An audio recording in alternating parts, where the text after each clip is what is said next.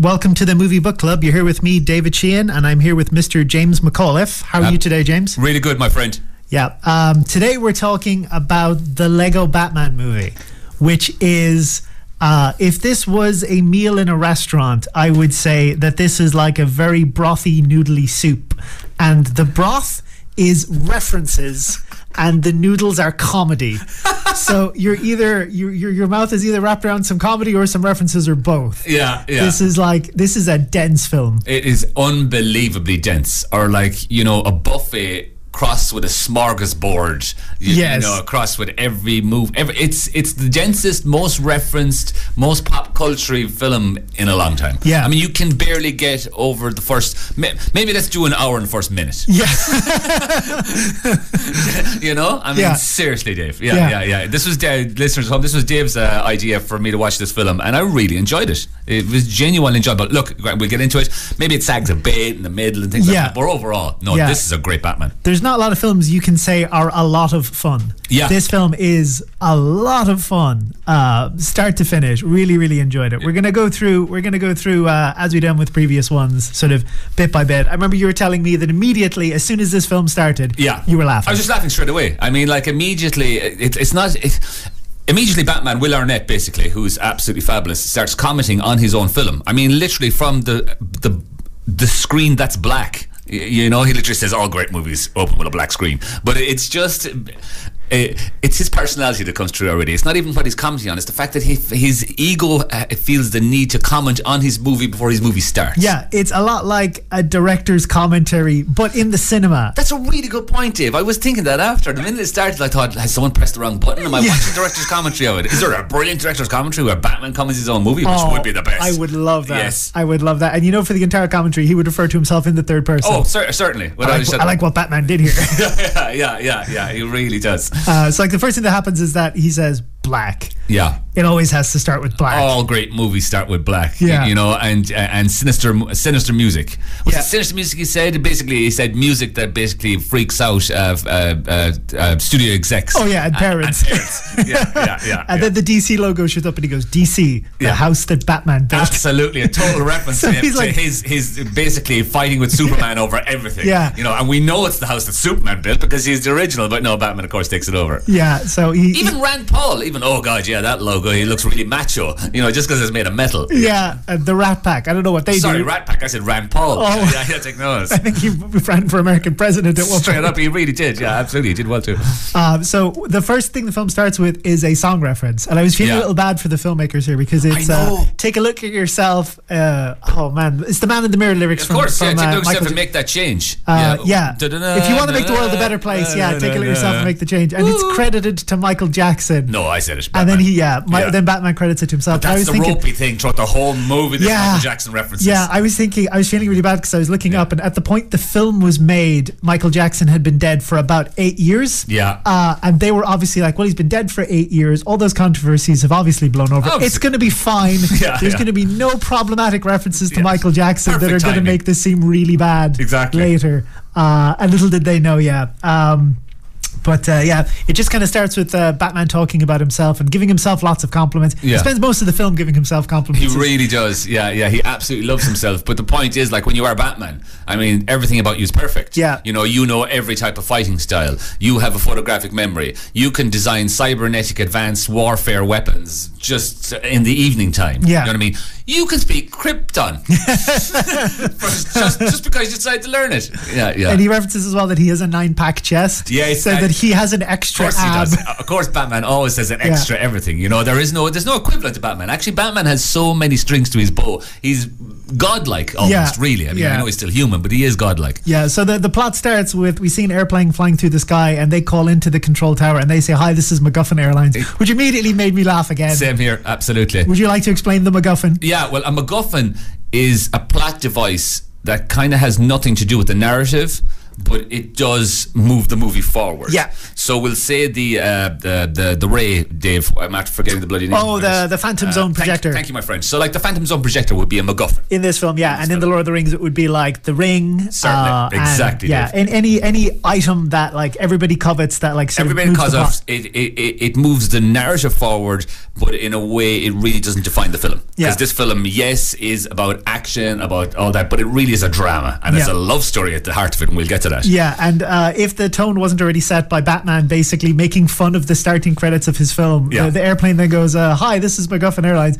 We're traveling our cargo of dynamite, C4, traditional oldie style bombs." Yeah, bombs everywhere, and it is so full of Can we fly over the most crime-ridden city? Most crime-ridden city, and then the guys in the control tower turn to each other, and go, "I'm looking at everybody's faces here. Yeah. We're going to say, no, that sounds great." And why they say is because you're best friends. in the Lego universe, it doesn't really matter what you do once you're best friends. You know what I mean? Are you going to ending the world? Yeah, but we're best friends. Oh, that's so fantastic. Go ahead. We should mention in the grand narrative as well that this is technically a spin-off from the Lego movie. I'm not sure if you saw that one. I did, yeah. That was the first film where the character of Lego Batman was sort of formed. Absolutely. And he absolutely deserved his own spin-off film. Yeah, he stole the movie in a way. You know, he really had an unbelievably good performance, and Will Arnett does a great job. He voice works this so well. It's fantastic. You know, that was. We'll say, Dave, when we have the plane coming. Exactly. So we see the plane coming, which is a reference kind of to Dark Knight Rises. Yes. Bane taking over the plane. Yeah. But which is so cool. And we cut to the plane is obviously flying over Gotham, and their whole idea is to take out the power plant and put Gotham in darkness and have no power. But the guy who leaves, I love the guy leaving the plane. He goes, "I really like that guy. He's a nice guy. Hope nothing ever happens to him." Classic Lego in classic Legoland. The guy singing himself, "Nothing ever happens to me." And actually, strangely, Dave, he meets a Riddler's question mark in the middle of it. And if you notice me having literally way too much time in my hand, like I paused it a few times, and there's a riddle on it that is never solved throughout the whole movie. Oh, what's the riddle? Oh God, isn't that terrible, listeners? Oh, sorry, putting you in your place. No, not at all, buddy. No, you're so right, because I should have wrote it down. I was so excited about knowing it. It's something to do with like what you call a children crime or something. But basically, I was thinking about it last night, and the answer is kidnapping.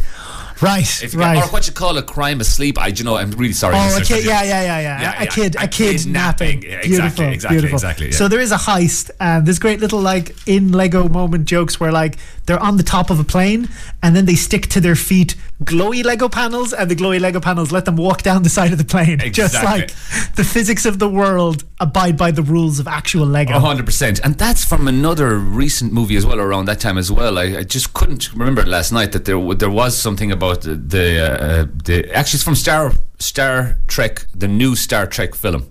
Yes. They had those magnetic boots to walk actually across the Enterprise. But Okay, And Conan O'Brien, just as an aside, was the Riddler that we just met, what I was saying. Yes. The cast of this film is pretty chunky. It is, and some hilarious casting as well, which is really funny. Really good. The next character we're introduced to is what I've written down here in my notes as Joker Galifianakis. Yes, Joker that's really good. Because the Joker in this film is played by Zach Galifianakis, and usually I would be I try to always be like let live and like new things are fine, it's great, but I'm always sad when Batman is not Kevin Conroy and the Joker is not Mark Hamill from the original Batman animated series. I hear you. But like these guys did a great job, because this is a very different thing. It's a really different thing, and just even for this movie, like as we go on, we'll say Will Arnett as Batman is perfect, because then you get Michael Cera as the Joker, and all of a sudden Arrested Development has been reformed. Which is not a bad thing in my eyes. And the Joker reveals himself to the pilot and is immediately upset when the pilot's not afraid of him. The pilot's like, "Well, look, come on, man,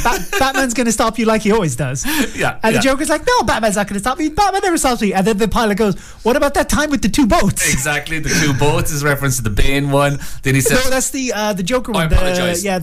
With Heath Ledger, the Dark Knight, was it? It is the Dark Knight Rises. I think Rises was the Bane one. The Dark Knight was the Joker one. You're so right, Dave. Absolutely. And then he says, "What about the parade with the Prince music?" Exactly. And then you're like, "Oh my God, that's the Tim Burton one from like totally, the Jack 1990s." Nicholson. Straight up, absolutely. And this is a thing that they lean into definitely, because it's hard for me to put this into words, but in every media you've got like this character of the Joker is played by this person, his character is played by this person, but the Joker in this film is every Joker. He's not like one version of the Joker. He's No. like the concept of the Joker Exactly. infinitely through history as one character. Exactly. So he is Zach Galifianakis, but like he is also Heath Ledger. He is also Jack Nicholson. Yeah. And they reference this a couple of times because, you know, Bruce Wayne will mention later that he's been the most eligible bachelor 90 years running. Exactly. And the Joker will say that like he's had an ongoing relationship with Batman for 78 years. So Yeah. it's like from the conception of the character. Like 100%, and that's exactly what they're doing. You're so right, Dave. And the Batman in this is every Batman ever. Yeah. That's what we were saying at the start, that he has all of the traits, all of the powers, every single thing that every Batman ever had. So the whole point is, like you just referenced, Dave, if Batman is everything Batman's ever been, if the Joker is everything every Joker's ever been, then what? yeah. If you know what I mean. So in this universe, everything they are exists. Yeah, and it makes sense as well because if you were playing with Batman and Joker toys, you would obviously pick from your imagination the stuff that was most memorable to you, what made the most It is sense. certainly So it's consistently it is on consistent brand. the way a child's mind would work playing with these toys as well. Yeah, it's a really good point. And then the Joker starts to list to the pilot the rogues gallery he has assembled. And this is actually, I have a printed page here as you can hear it. And I've written these in order of, okay, the first list is the Batman villains that I think everybody has heard of. Okay. The second one is the ones that I know because I'm relatively into the Batman lore, but I'd say other people wouldn't have heard of. And then the chunky final third of the list is Batman villains I'd never heard of. Yeah. So starting normal ones, we got Bane, Yeah. Catwoman, Clayface, Harley Quinn, the Joker, Killer Croc, Mr. Freeze, the Penguin, Poison Ivy, the Riddler, Scarecrow, and Two-Face. Straight up. Two-Face in this is actually voiced by Billy D. Williams. Billy D. Williams, yeah. Which You're is a absolutely right, Dave. deep reference because he was Harvey Quinn in the Tim Burton Batman Yes. because Two-Face was planned to be the villain in the next film and that fell through. Straight up. So he finally got to play Two-Face, 20 years later, longer? Yes. And then these are the ones that... That's a piece of Lego. Yeah, these are the ones that I would know as a bit of a Batman nerd. I feel like a lot of people wouldn't. The Calculator, Yeah. Calendar Man, which Yes. is my alias, Yes. Captain Boomerang, Yes. Egghead, Egghead, certainly. Hugo Strange, Yeah. the Kabuki Twins, Yes. King Tut, Man-Bat, Yeah. the Mutant Leader Yeah. from Batman of the Future, Yes. and the Red Hood. Yes. And then we get into the ones that even I had never heard of. And the Joker, like the pilot makes a joke. Are all of those real? Yeah, And the exactly. Joker goes, yeah, they're real. They're worth a Google. Yeah, exactly. Cat- A lot of them from the original Batman 1960s TV show. So we have the Catman, Yeah. Clock King, Yes. Eraser, the Gentleman Ghost, Yes. the Condiment King, who's Condiment- he's kind of a joke throughout this film. Certainly.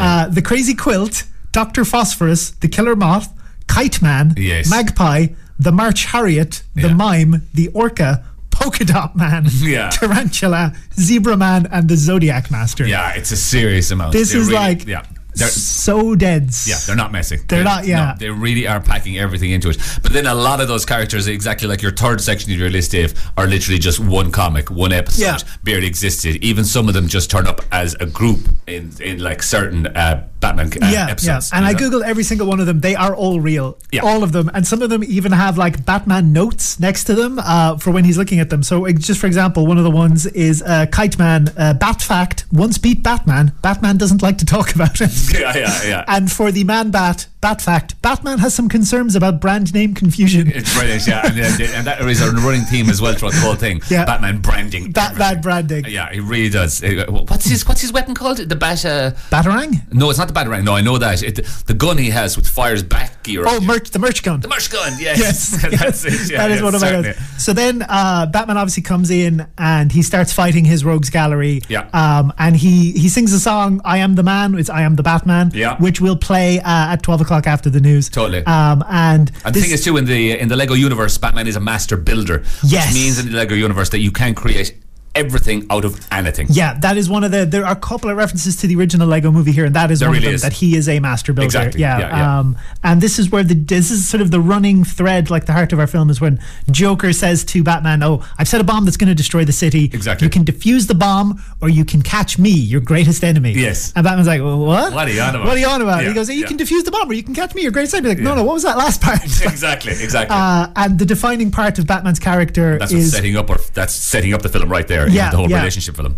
actually, sorry, I've skipped over a couple of things It's okay, here. dude. One thing that the Joker said, the bomb he said is specifically called the overly complicated bomb. Yes. You're And they so right. constantly reference it as being an overly complicated bomb. Yeah. And they say as well that when the bomb goes off, the plates of the world will split and you would fall into the abyss. Yes, which is a massive reference. Massive reference to the Lego movie, because all Lego takes place on a table and the abyss is the floor. Exactly. And if you fall onto the floor, you're going to roll under a couch or something. That's and you'll never exactly. be They're found under again. the fridge, and he ended up under the fridge. Actually, is that Lego Movie 2? Actually, that is Lego Movie 2. It Yeah, is, yeah. yeah. And another thing I like is that while he's fighting with the bad guys, all of the bad guys who have guns while shooting go pew pew pew pew pew pew, it's brilliant. And then later on in the movie, the biggest machine gun is manned by Alfred. Yes. And his is a boom, boom, boom, boom, boom, boom. It's not pew, pew, pew. Yeah. Really class. And as well as that, you'll hear it in the song when I play it at 12, which is one of the lines of the song is "I am 100% not Bruce Wayne," which is just absolutely. And they do that throughout the whole movie. Even at the moment when they know it is Batman and Bruce Wayne, it's like, oh, Bruce Wayne is Batman's. Yeah, exactly. It's that great hanging apostrophe S. Live-in friend, or exactly, a roommate. Yeah. So the line that kind of defines the film then afterwards, when Joker does say the greatest enemy thing, is Batman says to him, "You're not my greatest enemy. You're not my greatest anything. I don't have relationships with anyone. I don't need you or anyone." Exactly. And that's our classic Batman from everything throughout all the years, who is alone all the time. It's the whole idea of the running theme in this basically is family. Again, classic Lego thing. Family is everything, friends are everything. Yeah. As the whole idea that Batman can't, the only thing he really fears and what we get to know is loss. Yes. It's more loss of friends and family, because he has lost his parents, he's lost everything. It's just basically him and his own against the world with poor old Alfred. That poor guy. That dude needs such a holiday on his own. He just does everything. Even when he comes home, Batman, after defeating everyone, where's Alfred? He's up tiling the roof and freezing cold. While Batman's having lobster bisque that's been left over by left over. What am I saying? Alfred makes a magnificent meal, We'll talk about Batman's victory lap after defeating the overly complicated bomb after this. Welcome back to the Movie Book Club. Batman has just diffused the overly complicated bomb, James. Straight up. And he sort of does a victory lap while everybody's just telling him, "Batman, I love you so much. You're the greatest Batman." One that made me laugh was a guy goes, "Batman, I love you more than my own kids." You're so right. And when Batman's driving away, he goes, "Me too, guy. Me too." Yeah. Straight up. And Batman goes home. Oh, actually, sorry, not immediately. He doesn't go home. He goes to the orphanage. Oh yeah, you're so right. Exactly. Which actually, that does. Yes. Yeah. Which sets it up, which is strange. Actually, it is probably the only moment until the end of the movie where Batman isn't selfish. Yes. It's the first selfless act, kind of. I mean, he kind of shoots them all with a Merc gun, basically, and kits them all out. And then, what's the thing he puts in are they bat tokens or something, Dave? I really wasn't sure. He kind of gives them all out, those little black things, and then when he drives around, they swirl all around them. I think he said they were bat dollars. I'm not dollars, sure. Bat tokens, so he goes to the it sets up basically Robin arriving in our film, which is Michael Cera. Yes. Yeah. Whose voice I did not recognize, and I've seen Michael Cera in a lot of stuff. Absolutely, Dave, and I really, really enjoy him. I think he's excellent. But so that introduces Cera into us, and the whole idea, the wide-eyedness, and that as going forward, it's not there though. He starts having a conversation about adopting him. No, it isn't, because he's later on when he's actually Bruce Wayne. I don't think Cera actually gets to speak to him then, because Batman's just firing his merch gun. He's firing his merch gun and dressing up everyone and giving them all free stuff. And he does actually spin around them doing donuts around the children, around a load of children. I was a little concerned about that, but certainly.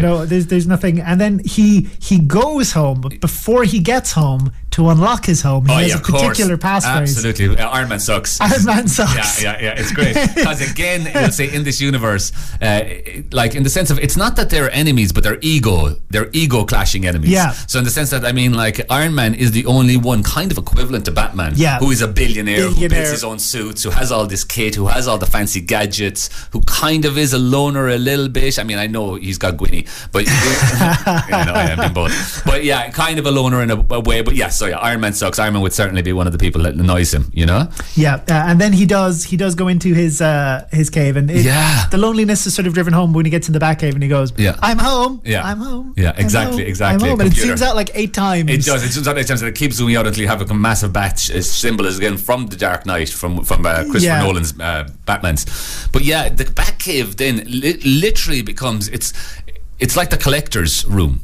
It's like every single suit, weapon, vehicle, everything that's ever been in Batman lore is in this one cave. Yes. The cave is so big, it's unbelievable. And a strange thing, Dave, which I saw at the end, which I didn't realise, and which I still don't kind of understand, the computer is played by Siri. Yes. What's going on there, man? And then the only ad, you notice that, Dave, the only real ad in the whole movie, obviously they got paid $1 billion by them, is iPhone. And they did not change it. They literally showed the word iPhone I mean, dude, I must have seen it 10 times. Taking pictures, picking I up was the a phone. little disappointed because I was looking for the joke. Yeah, so was I. I was looking for the joke on the iPhone logo. No, it was just product placement. No, there was no joke. It was a proper product placement. Yeah. It was the first time I've ever seen it properly. And that, I mean, I know you need money to get these things out there. You know, you're up against Marvel nonsense, 20 billion movies. But yeah, fair enough. I leave it off for once. You know, kind of. Because it is Lego and it is children's, you know. Yeah. But yeah, so we get into that room, and basically Batman going through on the line and getting ready to put it on. Basically, it's just like a Hugh Hefner outfit. Yeah, you know, but with the mask still on. Still has the cowl on. He just still has not taken that cowl off. You know, we know that Alfred is somewhere else in the building. Batman's coming home. He's going to have his dinner, lobster. You know, and like straight, which is really funny too, because kind of like the only food they can have is whatever food has been made by Lego. Yes, you know, because later on you see a movie where they have green beans and they all have eggs, and eggs are used a lot in it as a weapon and as food. You know, it was used early on in the film. I think when they were trying to turn on the bat signal to let Batman know about the plot. You're so right. Egghead had egged the bat signal, and the police were like, "Oh my God, we're helpless. We can't do the bat signal." Well, actually, that was it. You're so right, because when the pilot was saying to him earlier, you know, Batman always defeats you. He always does everything. It's when they egg the bat signal, they finally go, "Oh my God, he has thought of everything." Yeah. But it's always been that everything is the one thing of just making sure Batman that easy, like to thwart Batman this whole time. But we don't see it's not. This isn't. He doesn't go through all the Batsuits yet, Dave. Is it? Are we? I don't think so. Oh, it's dress up party is what I think he goes for now. Oh yeah, that's how he ends up in the Hugh Hefner thing, because he has a lot of different outfits, unless that comes later. Yeah, exactly. I know he eats his dinner. He's on his own. That is. I have it here. That is a little bit later. I get you. Yeah. Firstly, he microwaves his lobster thermidor, and he's talking to Alfred. Yes. And he's looking longingly at the photo of his dead family. Yes, Dave, certainly. And that sort of plays into Alfred knows what the problem is. He knows what Batman's greatest fear is. Batman's greatest fear is losing people again. Yes. So he's pushing people away to make sure he doesn't lose people again. But there's a good running joke here where Alfred says, "I know what your greatest fear is, sir." And Bruce goes, "Snakes?" Exactly. Snake clowns. And Alfred goes, "No, is it clowns?" Clowns? And I think it's snake clowns. Yes, yeah. Batman makes up again something, like trying to basically, deflect away from the reality of how his situation is. Yeah, and there's another good joke here where Alfred tells him that his fear is losing his family, and Batman goes, no. He just kind of flips around like a Lego piece. Yes, he does. And he flips to the top of the stairs. He goes, no, exactly, no, Batman. He does, exactly. He does no to the theme of the original Batman show. Yeah, certainly. And then when he goes and watches a movie for himself. Yes, which is like really funny in the sense of that Batman is normal. It must be the most normal part he is, because like the rest of us, he's trying to remember, was it HDMI 1 I had or HDMI 2? Yeah. And for the most technologically advanced human on earth, even he can't get the blood. It's HDMI 1. I mean, we all do that. What do we put it through? Is that through is the Xbox through that one, or is that Sky? I don't know what's going on. Yeah, it was really good. And then his movies, the movies he likes are relationship movies, rom-coms. But he doesn't react to them the way you should, because there's the scene from Jerry Maguire where Tom Cruise says to Renee Zellweger, "You complete me," and what Batman does is exactly, Dave. So you got Batman the cartoon, Batman the Lego laughing at "You complete me," which also then is what Heath Ledger's Joker said to Batman in The Dark Knight, which also refers back to Jerry Maguire. This is why I'm saying this is a deep soup of references and comedy. Yeah. So like Jerry Maguire is at the heart of the Batman story. It's very, very weird. And I know I'm jumping ahead a little. It was just when you said that, it just hit me in the head. It was kind of like when Batman said, "Who's going to help me, fight?" And they say to him, they give him options. They say SEAL Team 6, Suicide Squad, but the one in the middle is Fox Force 5. Yes. Fox Force 5 is Uma Thurman's failed pilot from Pulp Fiction. Exactly, where she says that one joke. What does mommy tomato says to baby tomato? Ketchup. Actually, I haven't even that written down. It burned into my head. But yes, Dave. Yeah, and there's a moment here as well where Superman is we have the tuxedo dress-up party, which is just kind of a joke, and then we have Superman on television talking about having imprisoned Zod. Yes. Yes. And this sort of affects both Batman and the Joker, because Batman doesn't like Superman getting any press. Yeah, certainly. And he's talking about how great it was, having a greatest villain. Now he wouldn't be Superman without Zod. Yeah. And that really upsets the Joker. It really does. Because Batman is very dismissive of Batman's relationship with him. Exactly. And it also sets up then the whole premise of the movie, in the sense that, like you're right, Dave, Superman is basically introducing the Phantom Zone to us right now in this point of the film. Yeah, which is our kind of MacGuffin for later, as you mentioned. Exactly. And also, in a strange way, it gives that there's a great parallel as well. The Joker saying Batman doesn't appreciate him, and then in a strange way, Joker's gang realize that the Joker doesn't appreciate them, because Joker goes find a new gang in the Phantom Zone. But that's for one side. I have in the notes here that we have another Michael Jackson song. I did not write down what it was, because obviously I thought I'd remember. But is this not the first Michael Jackson reference? No, it's not the first Michael Jackson reference, Dave. There's been a good few Michael Jackson references throughout this whole thing. Every single one made me be like, ooh. Yeah. Does when Batman defeats all of them? Oh yeah, that was before he goes home. Does he take him to Arkham? I don't remember. I don't remember. They end up in Arkham. They do end up in Arkham. I don't know, does he personally take them there? Yeah. I don't think he does. I think he just does his victory lap outside. I think it's just his victory People lap. tell them they love him. He goes to the orphanage and he goes home. Oh yeah, it's after he goes to Arkham, actually, as he goes visit. You see him going in there, because he put in there himself. Yeah. And then the next scene we have, and even I would say, even inside the Batcave, there must, like you googled all the villains, right, and all of them are real. Yeah. But some of the equipment, was it real, or was it just a piss take? Like in the sense of the Bat sub, the Bat space shuttle. You know what I mean? Would believe it. Bat Zeppelin train kayak. I think that is just a running joke for us. Yeah. In the sense combined between the old serials, the old Golden Age comics, and the Adam West TV series, I would not be surprised if all of those was real. No, I wouldn't be surprised if there was actually a Bat space shuttle. Yeah, totally. So then the next scene we have, which is the introduction of Barbara Gordon as the new police commissioner. Straight up. Rosario Dawson. Yes. Yeah, really cool. Love Rosario Dawson. And she's introduced by the mayor, who is randomly Mariah Carey. No, I have that written here, Dave, and I couldn't get over it. Yeah. That was like probably the last thing I wrote down today was like, Mariah Carey's inside the movie. I mean, they really should have just had her belt out something about Christmas. Yeah. All I want for Christmas is a new. Exactly. And also the orphans from the orphanage are here doing a choir. And this is where Dick Grayson sort of latches himself onto Bruce Wayne and keeps asking him questions. Exactly, because Bruce, this is the first moment as well we see Bruce. It's Commissioner Gordon's daughter. My brain has just collapsed for a moment. Yeah, this is the first person. Basically, when she walks onto stage, Bruce gets all love-eyed. Yeah, he can't concentrate on anything else. She's totally like drawing all of his attention. So when Dick Grayson is then saying to Batman, "What are the traits you like in a new son?" He's just telling him yes. He just keeps saying yes to him the whole time. And by the end of it, like, "And would you like to adopt me? Would you like to be my would you like to be my father?" He's just like, sure, kid. Whatever you say, that's great. I fully support your decision to do whatever it is you were talking about. Exactly. And one joke I really liked is that they do reference that Barbara Gordon went to Harvard for police. Harvard for police is excellent. Yeah. She was top of her class. She got A++++. Yeah, that's really cool. It really, really is. And we'll talk more about Barbara Gordon in a second after the news.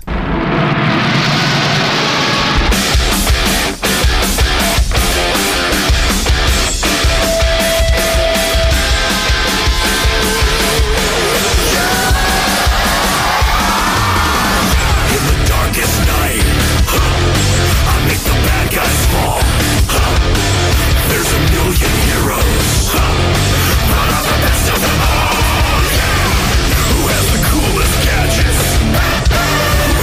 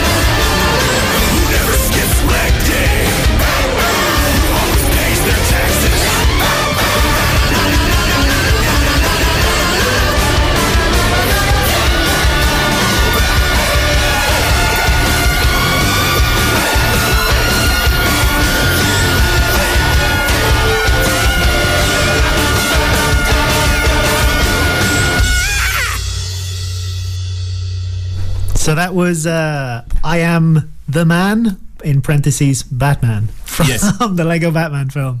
And just as you were saying there before we went to the break and news, Dave, Gordon comes out and, you know, she's kind of bringing a new look to Gotham and a new way of dealing with crime, and she wants a new way of going forward. But just when she's like announcing all that, behind her is a big screen which says good things about Batman, and like three of the good things about Batman was cool gadgets, loves punching, and excellent brooding. Yeah.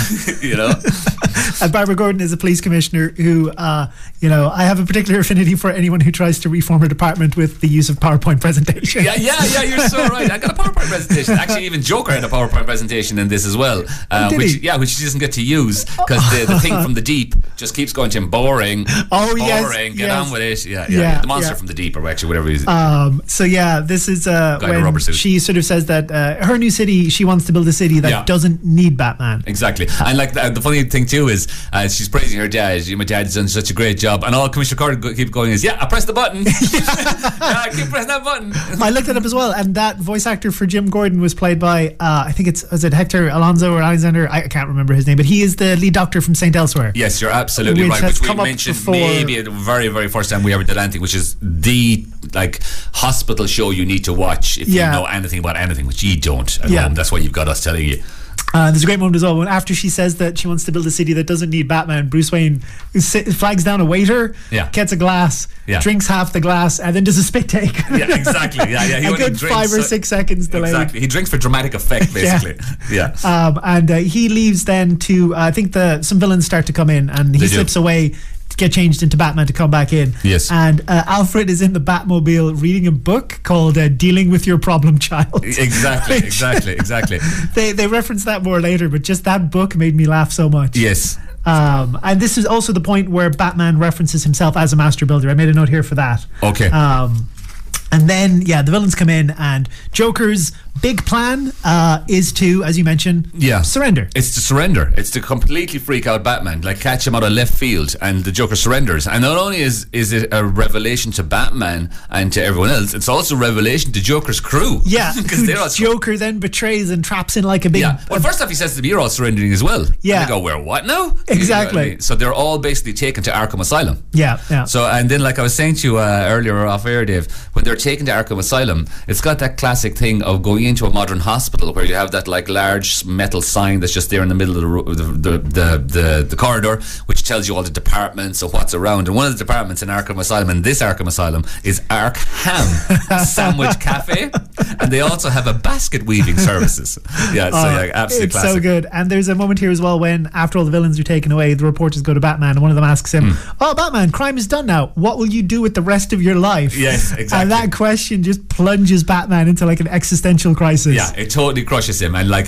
Joker is at this point winning. Yes, you know, he's doing the right thing. He did 2 brilliant strokes. One of them was to put forward his plan to get the Phantom Zone projector, but the other one is basically to give Batman a sense of just hopelessness. Yes, because Batman's life is catching criminals, and in one fell swoop, Joker's removed all of the criminals and removed all of Batman's purpose. Exactly, and Batman has no friends and has no family. Yeah, because he has no one to relate to because he's Batman. Yeah, and there's a moment later when Batman is sort of monitoring the prison to try and see what Joker's up to, and Joker's just like doing yoga and meditating. Yeah, exactly. Yeah. And there's things about he's spying on it. He's basically being a pervert. Yeah. And Harley Quinn pulls up to try to subliminally influence Batman.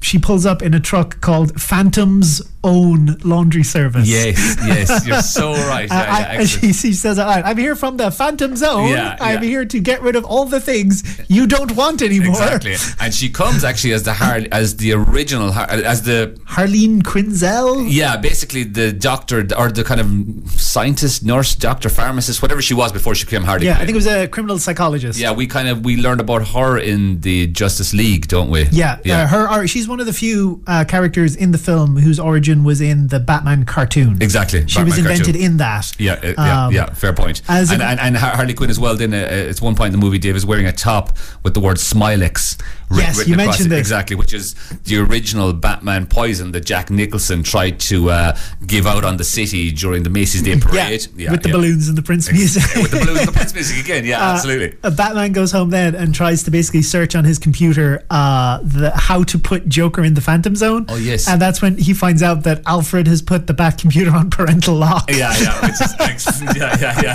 Like, Alfred basically has to try and take charge of this guy. Yeah. You know, this guy's falling apart. He's acting like an idiot. It doesn't matter how intelligent he is, he's being a child. And the reason Alfred is locked the computer is that the orphan that Bruce Wayne accidentally adopted at the gala is running around upside in Wayne Manor. Apparently for an entire week. Exactly. Bruce Wayne never noticed. No, and because the house is so bloody big anyway, he wouldn't notice anything. You know? So Alfred, while dusting the Bat computer, accidentally on purpose presses a button which like reveals the Bat pole. Totally. Which I think is an Adam West reference. Oh, massive Adam West reference. And then Dick Grayson himself turns up in the Batcave. Yeah. And as is the running joke in this film, Dick says, "Oh my God, Bruce Wayne is Batman's landlord." Exactly.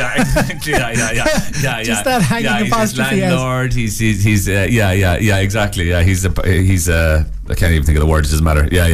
Totally. And we get another, as we had in Shazam, another Gandhi said that, where Batman is throwing his like life philosophy at Dick and is just trying to make it seem better by saying Gandhi said that. I'm not sure the specific reference. I have a couple of Batman life lessons he said here. One of them is life doesn't do seatbelts. Yes. Vigilantes don't have bedtimes. And number 3 is unlimited cookies. Unlimited cookies, exactly. Yeah, that's one of the benefits. Of being in the Batcave. Unlimited cookies, and Dick is really, really happy about that. He then wants to bring Dick on a mission to go to Superman's Fortress of Solitude to steal the Phantom Zone projector. Exactly, and in a way he's using Dick because they basically realise that Batman himself can't fit in this small tube and he needs someone small, which is always a reference to tons of films down through the years. And the Bat computer even like says, like Batman, too much muscles, too swole, like too Adonic to like fit in the vent. That he's like too perfect to do this mission. And then Robin says that he doesn't want to go without his dad Bruce Wayne's permission, and that's when Batman says, "Oh, Bruce Wayne and I have co-adopted you." And Dick is like, "Oh my God, I've had no dads, and then I had one dad, and now I have 2 dads. One of my dads is Batman." It's classic. It's really good. It's great. And even Dick himself is wearing a jumper with a little line of robins across it. For future reference, what he's about to come. So they go to the Fortress of Solitude, and I think that is when that's great. Dick decides to call himself Robin. And the suit he puts on was originally a reggae Batman. Exactly, you're so right. I don't know what that was a reference to, but it had a yellow sparkly cape and it had the oar for reggae. It had the oar for reggae. I think that's just. I think, Dave, that wasn't a reference to nothing. I think that's just a new joke in the sense of, and it's hard to tell. It's so hard to tell. It really is, with how wacky this show has been throughout the centuries. You hear me? Throughout the decades. But I think it could be a new joke, just in the sense of the idea that like Robin's colours really did look Rastafarian all this time, and they just mentioned it. And maybe, Dave, did we see a dose of the suits there? Yes. I think that was the second references maybe to the suits. Maybe that's the second references to the suits. And like some of the suits we had were the white bat. Yes. Which seemed to be like his snow camo kind of bat. Prom date bat. Prom date bat's good. Electric bat I didn't really understand. I like Tears of a Bat. I didn't see that one. Yeah, there was one there called Tears of a Bat, which is a reference to Tears of a Clown, which obviously is the Joker, and it's a Smokey Robinson song, actually. Now that I remember off the top of my head. Deep references. A deep reference. You had Bat by Gaslight, which is that graphic novel, Gotham by Gaslight, which was just one issue. Well, I don't even think it was a graphic novel itself. I actually think it was just one issue of the comic had gone on. You had a thing called Krampus Bat.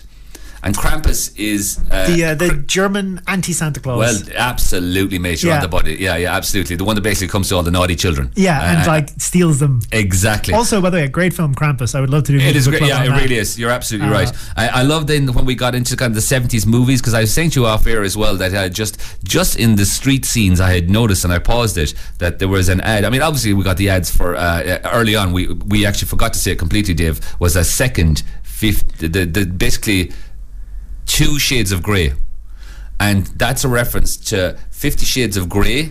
The second movie of 50 Shades of Grey, I have no idea what it was called. Right. It's more Shades of Grey. Who the hell knows? That was released the exact same time as the Batman movie. Oh wow! They were both due to be released, so that's why they put that reference in, and they just called it second 50 Shades movie. You know what I mean? So they didn't even bother. If you could have a chart for how wholesome 2 films are, like this is super wholesome, and that is not at all wholesome. Because exactly, you're so right. And then just as another aside, there was, like I was saying, because it's going to join up the suits. One of the suits was Raging Bat, which it actually had boxing gloves, reference to Raging Bull. Exactly, Raging Bull, Robert De Niro's movie. And then the other one from the 70s was Ninja Go Town. So it's the Lego Ninjago.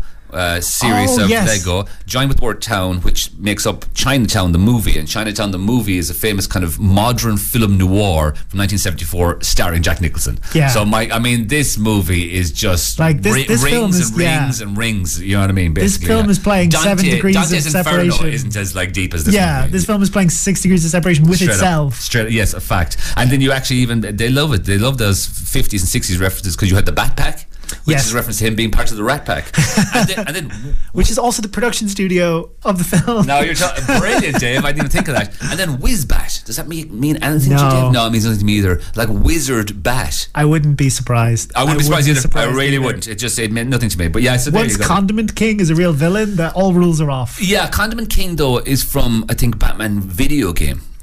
I know that he was definitely in an episode of the cartoon. We don't Google here, people. We either bloody know it or we don't. Yeah, he was in an episode of the cartoon, and he was a joke within the show because it was a guy who made fun of the Joker in his stand-up routine. Okay, and the Joker hypnotizes him to be what he thinks is the dumbest villain. Okay, that's perfect. I understand you, Dave. Yeah. So he is a joke within himself. Yeah, And of course, then when actually another lovely little reference, because it's one of my favorite Batman movies of all time, Batman the movie, which is the original Batman movie from the 60s. Oh, I haven't seen that. Exactly. I haven't seen that. Like, that is the Batman movie. You have to see that, because literally that movie is referenced so much in this film, it's ridiculous, even for the shark repellent. I mean, that's what starts it all off. Oh, the shark repellent. So Dick actually comes across the shark repellent and Batman's going, that's useless. I'm going near it. And that's a reference, people at home, to Batman the movie. Batman the movie is the original one. Yeah. So it's the original TV show, the camp one from the 60s, and they made a movie out of it. And in that film, also another magnificent scene, because you see all the bombs.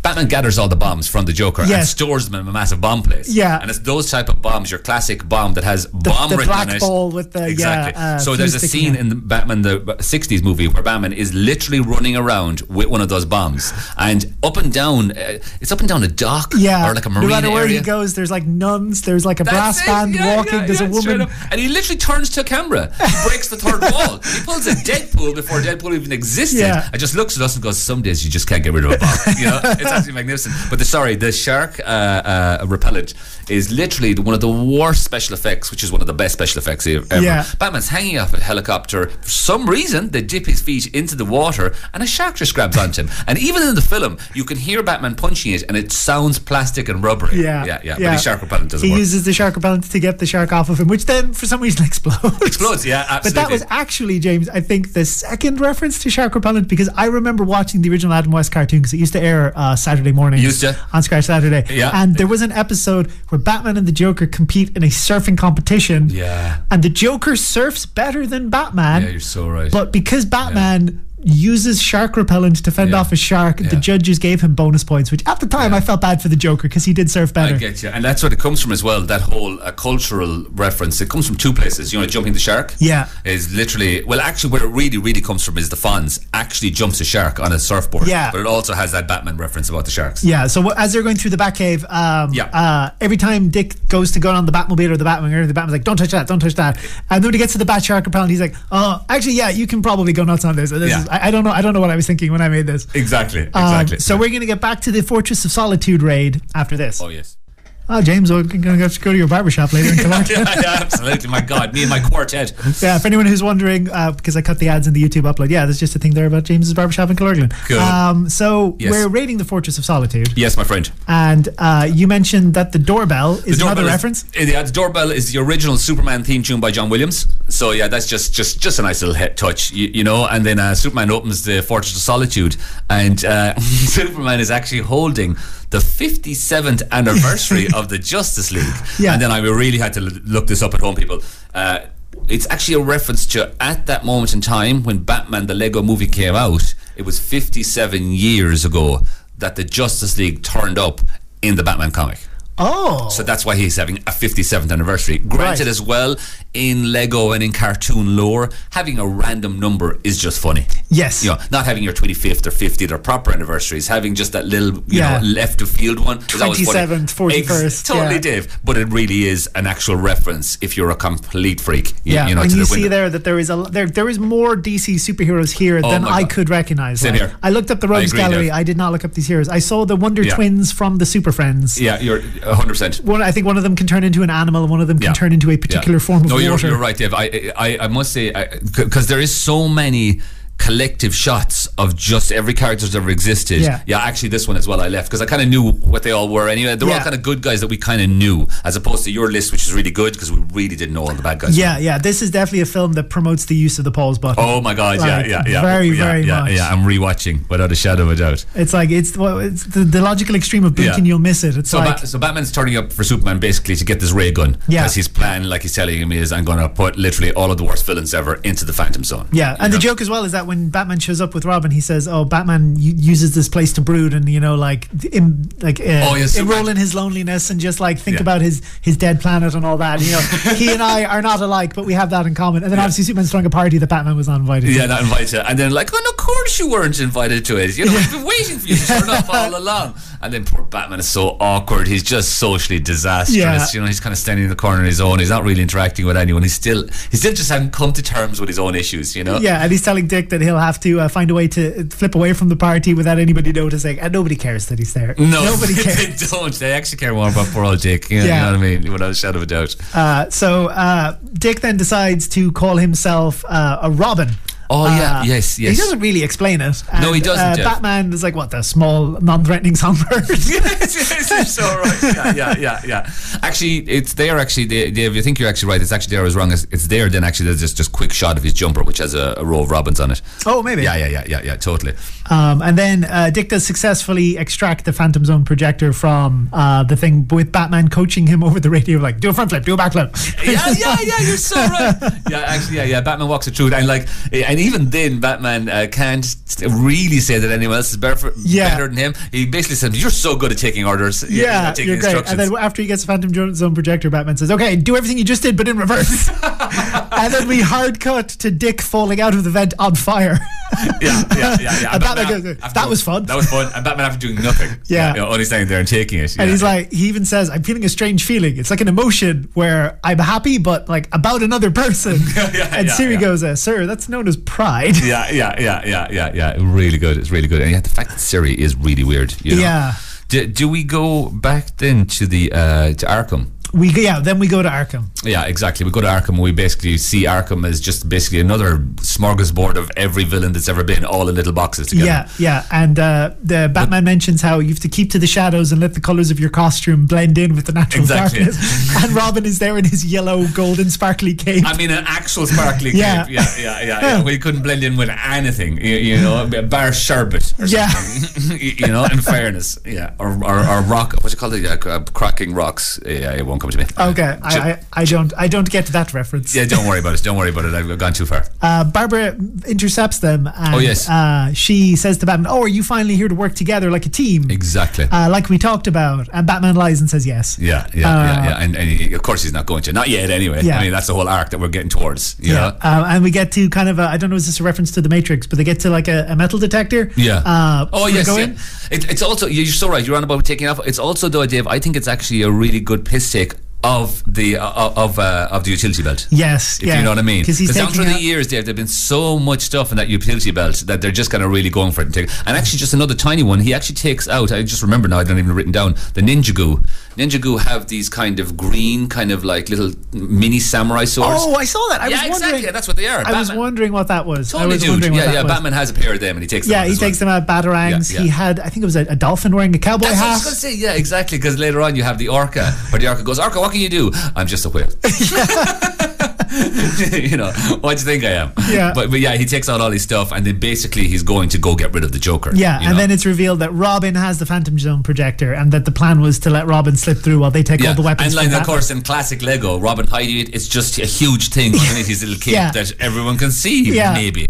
And then we have a great scene where they have a fight scene with the security guards through the X-ray scanner, so everybody looks like skeletons. Oh yeah, absolutely, a great reference to Total Recall. Yes, that's what I was thinking of. Yeah, just hit me there now. I couldn't remember what. Not at all. Literally, just you described it, just hit me because I was thinking the same thing. I was going, "What's that?" That movie. It continues the theme of Batman lying to Robin, where he says, "These guys are my buds. This is all just a trick. So you can fight with them. They'll take it." And like Robin with his acrobatic skills, like beating the crap out of all these security he's guards. Amazing. Hi, friend. Nice to meet you. Exactly. And actually, just as we go back, just as you said again, it being a Lego movie, there is no blood. Even like just later on, Joker says, "Loads of blood." You mean lava? And even a simple thing you've seen already, would say listeners at home, is when Joker takes over the plane and they do actually fire one of the pilots out the back, he has a parachute immediately. Yes, yes. So no one really dies ever in Yeah, that movie, yeah. you know, which is reasonable. There's still good tension in this film, even though we know there's no danger. Oh, no, not at all. I know, because the tension is in the tension in Batman's character himself. That's the thing I like. It's a slight tangent, but the thing I like about films is that if you establish the rules of a film inside of a film, then we understand where it's going. You know what you can do within the rules. Exactly. No more than we said at the start, Dave. Yeah. As in, like, we established that this is every Batman that's ever existed and every Joker that ever existed. So if it is, then what? Yeah.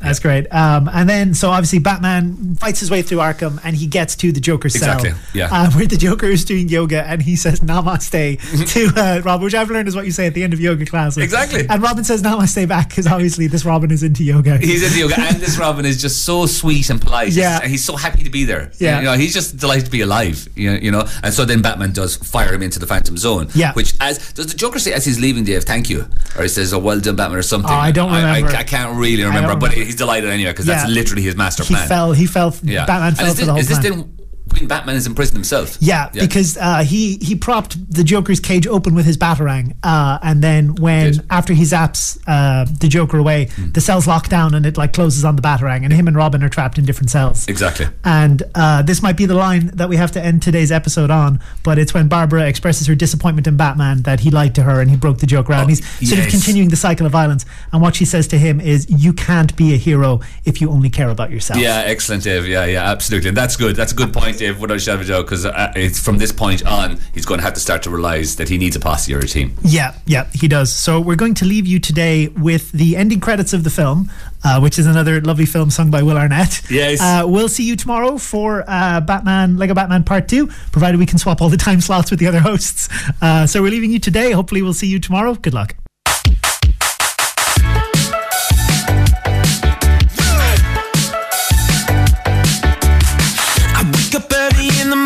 And I'm texting you. Hey Robin, it's 7:30. Well, that's okay, I'm ready to fight crime. You're the Dark Knight. I'll be sleeping past 2. And sometimes like boom, pow, bang, but we always make cover. Hey man, I'm sorry. It's okay. We're not related, but here's good news. Friends are the family you can choose. Come on, everyone. High five down low to the side. Let's go. You're my best friend, my best friend. And friends are family. You're my best friend, my best friend. And friends are family. You're my family. Come on, everybody, let's sing. Come on, Batman. You're my best friend, my best friend. And friends are family. My best friends, my friends are the best. My best friends, my friends are the best. My friends are the best. I got a utility bill, a sparkly cave. So cute. Saw the signal, so I'm headed back to the cave.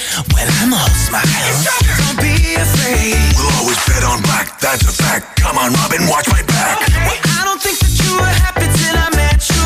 I know you're playing, but we can't lose. Cause friends are the family you can choose. Hey Robin, give me the mic, drop the beat. Think you can handle that? You know we're friends, but I'm still hardcore. Just as awesome as I was before. In the darkness I am brooding, you're adorably intruding. But I don't mind, I'm not irate, because we both agree I'm great. Tortured soul, darkest soul, but guess who's got the title role? Now's his time to be the star. Let Alfred loose on his guitar.